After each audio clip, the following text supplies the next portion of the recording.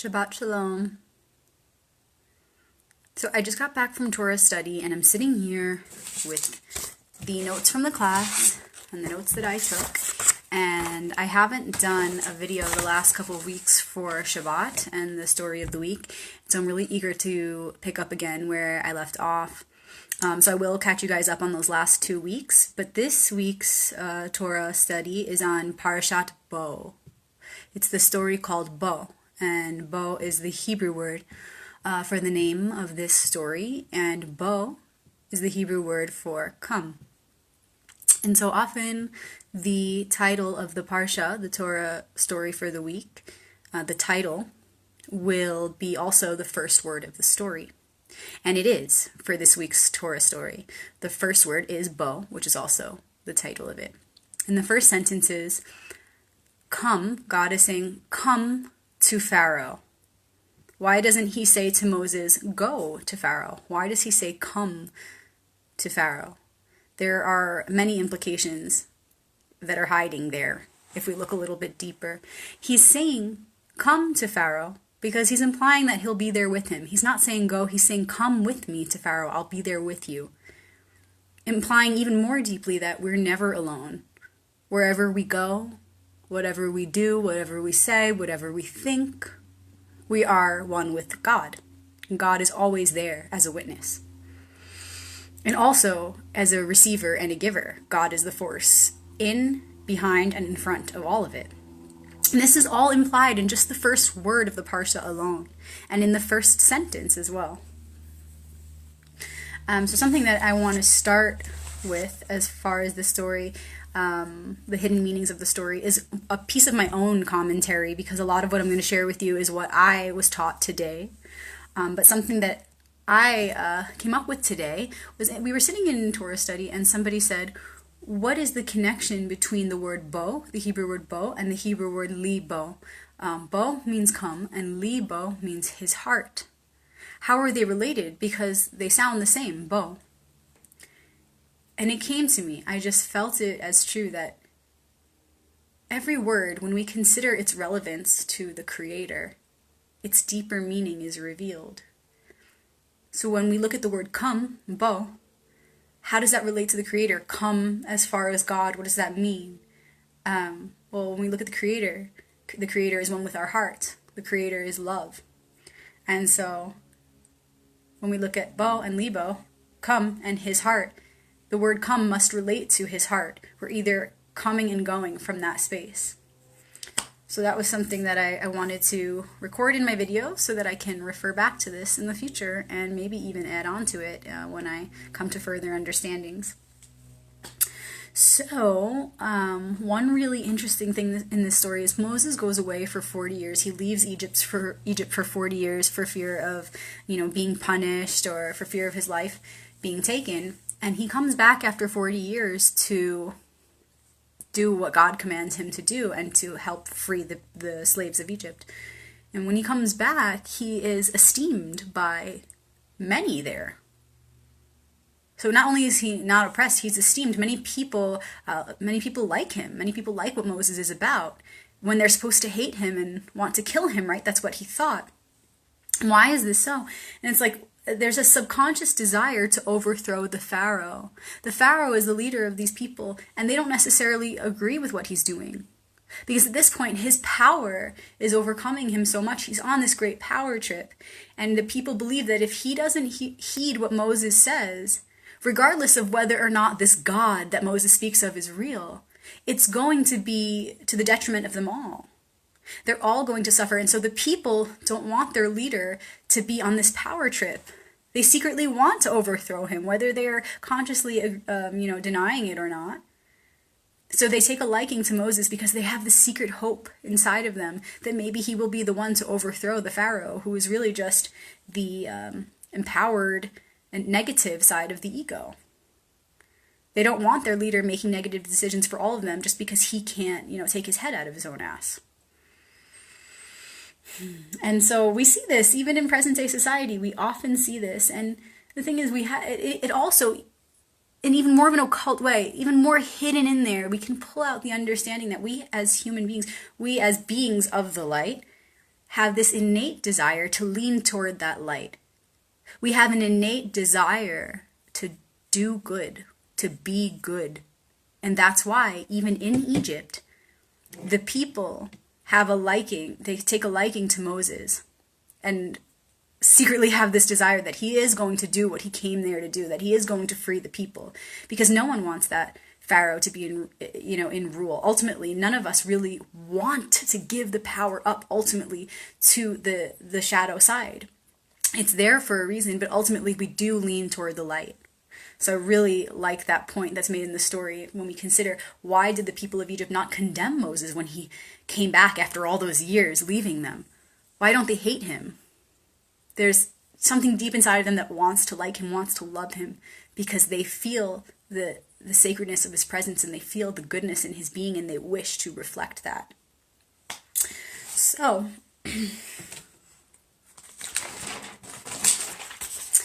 also it says so this is the story where Moses goes back to Egypt to tell Pharaoh to let his people go.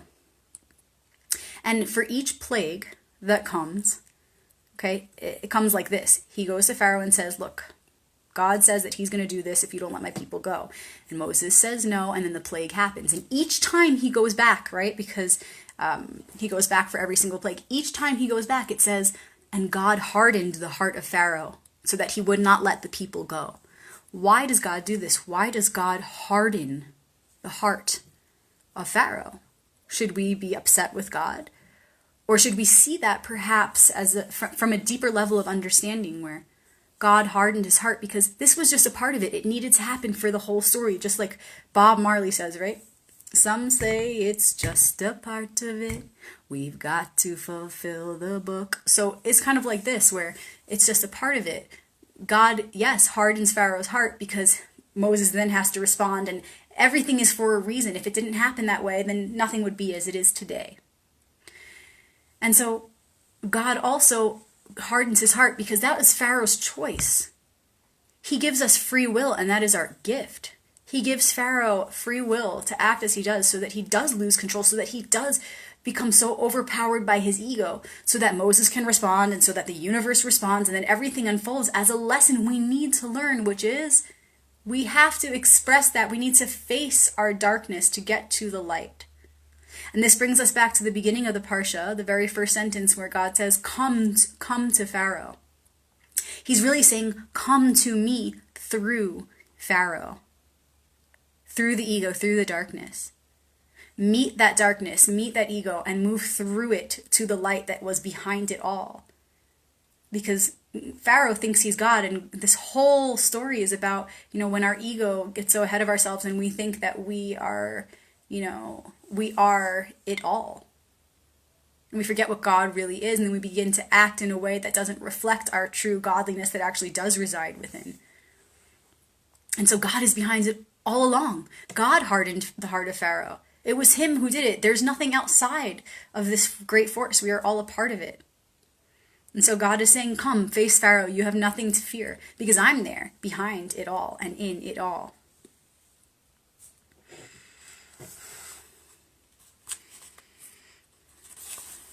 Let's see if there's anything else I want to share today from this.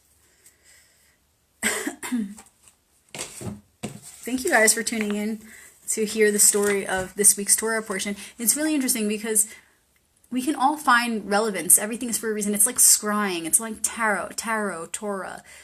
Every week for Shabbat, we're supposed to see what story it is because it's based on the moon calendar, and so it's based on a very specific pattern, which is supposed to prove its relevancy to this present time. And so we're supposed to find that story, find the lesson in it, and then maintain awareness of that lesson as we go throughout the week. It gives us kind of a reference point to work with as we move through the great cycles of life. I'm just going to review my notes and see if there's anything else that I wanted to share with you guys today. Thanks for hanging in.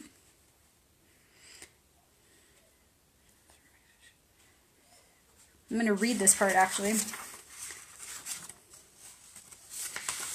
Chazal, the wise sages of blessed memory, interpreted the word bo, which means come, not go, as God saying to Moses, "Come with me. I will be there with you. I will give you strength. I will guide you."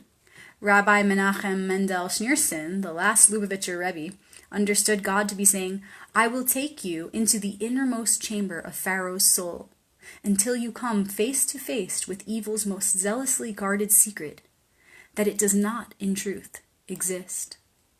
When you learn this secret, no evil will ever defeat you.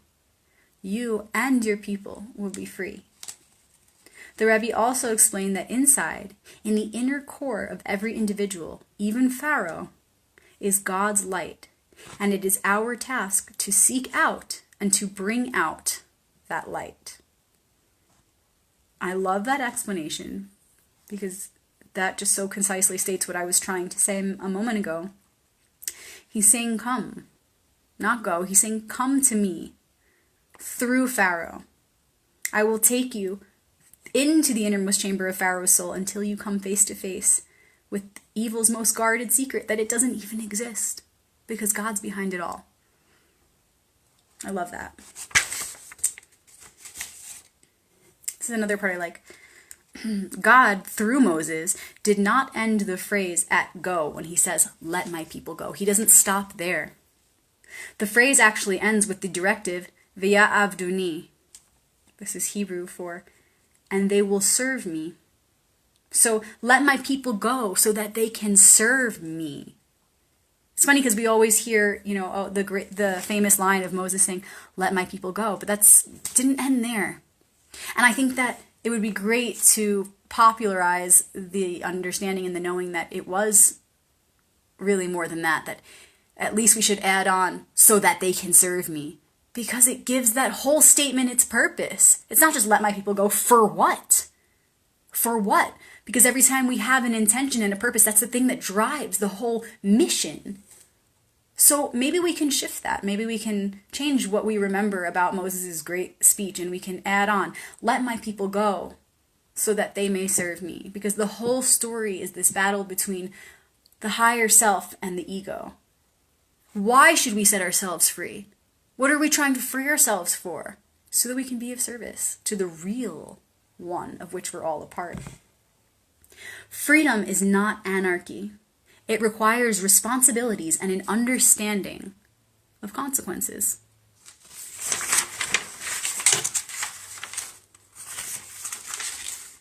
I'm going to read this little part too. The Inner Pharaoh and the Truth Within. Rabbi Mordechai Finley wrote this article. Jewish tradition loves serious play with words. This week's Torah portion begins with the phrase in English, "Go to Pharaoh to tell him to the Israelites." To tell him to let the Israelites go. The problem is the Hebrew is Bo el Paro, which literally means come to Pharaoh, not go to Pharaoh. The biblical Hebrew word bo apparently can mean come and go as well, academically speaking. But the spiritual tradition sees it differently. If God says come, one is called to move toward God. Come to Pharaoh is interpreted to mean come to me, but through Pharaoh. What does this mean? Pharaoh is interpreted from a spiritual perspective to refer to those forces within that compel us to act in destructive ways, forces that are hidden in the unconscious realm. The inner Pharaoh oftentimes drives our lives. If one meaning of the idea coming toward God is living a life of truth, there is no life of truth without first coming to terms with hidden motivations. The idea of facing the truth of inner motivations is a key element of Jewish spiritual psychology. He goes on to write a really awesome story explaining his experience with facing his hidden intentions and motivations. And yeah, there are always layers to dive into there, and I think it's really good to do that in group reflecting because it helps when other people provoke those thoughts with questions, because it's hard for us to see what's unconscious for a reason, because it's unconscious, because it's buried. And so he kind of touches on that a little bit. And I think I do have a little bit more to share. I really like this. To defend a country, you need an army. But to defend a civilization, you need education. Torah emphasizes the fact that children must ask questions. 2 of the 3 passages in this Parsha, this week's story, speak of this. So the Torah is really focused on children asking questions. Oftentimes you'll see the format in that way where the Torah stories are in the form of children asking questions, and then the answer is revealed by the elders. Most traditional cultures see it as the task of a parent or teacher to instruct and guide or command. The task of the child is usually to obey. The children should be seen, not heard, goes the old English proverb. Children, be obedient to your parents in all things, for this is well-pleasing to the Lord, says a famous text. Socrates, who spent his life teaching people to ask questions, was condemned by the citizens of Athens for corrupting the young. But in Judaism, the opposite is the case. It's a religious duty to teach our children to ask questions, and that is how they grow. And I love this because in the New Age community, in the world of consciousness and spiritual psychology, Jewish mysticism just really fits in quite perfectly with the present understanding that it really is up to us to ask the questions. And the greatest leaders of this world, many of them assassinated. Martin Luther King knew this, that it was important for us to ask questions because that's how we learn. And in Judaism, we understand that God created us to have free will so that we would question, so that we would form a real understanding and not just blindly obey. And that is a main point in Judaism. Free will is a huge concept in Judaism. It is the concept in understanding God, that we were given this simply so that we can have our own true, authentic understanding of God, to constantly and consistently choose with our free will to return to that place, to be one with that place of godliness. And I love that. We all in this New Age community, like New Age parenting, New Age education, we believe in this homeschooling or unschooling, things like this, because we're really looking at forming a new way of relating to our children and really seeing them as our teachers.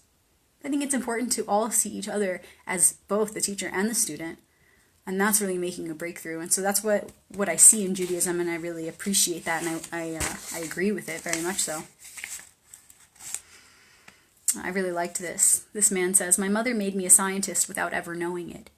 Every other child would come back from school and be asked, 'What did you learn today?' But my mother used to ask, 'Izzy, did you ask a good question today?' And that made the difference. Asking good questions made me a scientist." So I love that.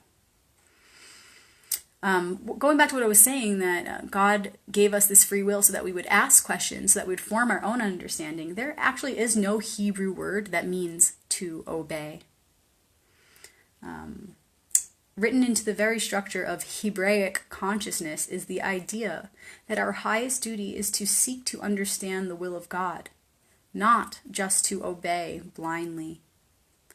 The Torah uses the verb shema, untranslatable into English because it means to listen, to hear, to understand, to internalize, and to respond. So essentially it could mean to respond consciously, to internalize so that we may understand, so that when we do respond, it's from that highest place of understanding.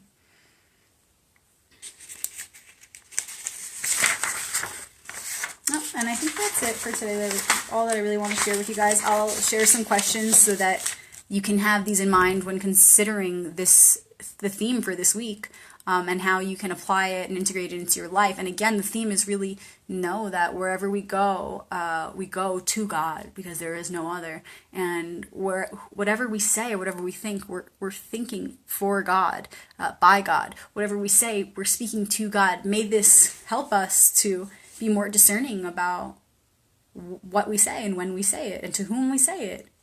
And to also be trusting and faithful that God is always with us, so that will activate the inner courage that is our birth-given gift. So here are some questions. What is your reaction to the often used phrase, "God hardened Pharaoh's heart"? In what ways are you restricted by your own sense of self as God? How does this harden your heart? Even if you don't think of yourself in terms of self as God, have you ever been so committed to an idea or a belief that even in the face of evidence that the idea or belief is counterproductive, you have refused to budge? And what happened? So it's like, in what ways have we been in our ego and thought, used our stubbornness or our false power in such a way that we've actually been counterproductive? What steps can we take to open our hearts and find our own light and the light of others? God tells Moses, relate into the ears of our children the signs and miracles that God demonstrated when we were in Egypt. Is this still happening 3,500 years later? What lessons can we learn from this? How do you see your inner Pharaoh? Does it keep you from accomplishing your goals, or does it help you in some way? Is it worth vanquishing? Are you willing to work to overpower it? What commandments do we encounter in this Parsha? How meaningful are they to you?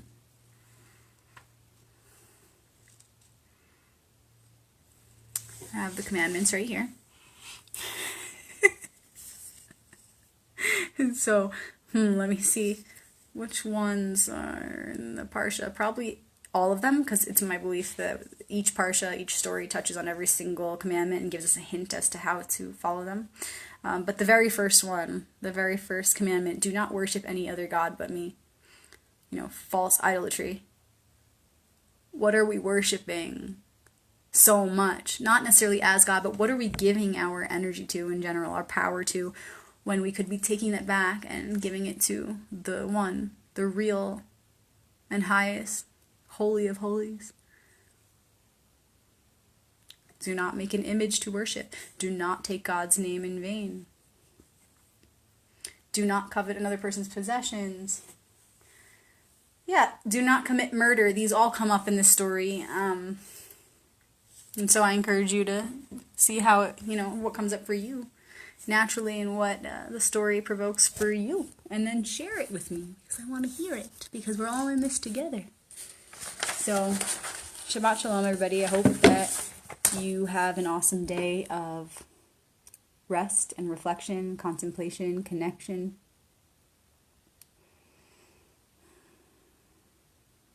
Yeah, it's a beautiful day. And I'm really looking forward to diving deeply into the spiritual psychology in this Parsha. I will update my YouTube channel today, so check that out, youtube.com/Rebecca Magic. Subscribe if you haven't yet, please. You'll be happy you did. I do have some tarot videos coming up. And again, thank you for those of you who have never heard or studied Torah before. I promise you that what I bring will be something different, and it will certainly be relatable to all beings, because it's being expressed from my perspective, which very much is coming from the space of the knowing that we are one. Shabbat Shalom.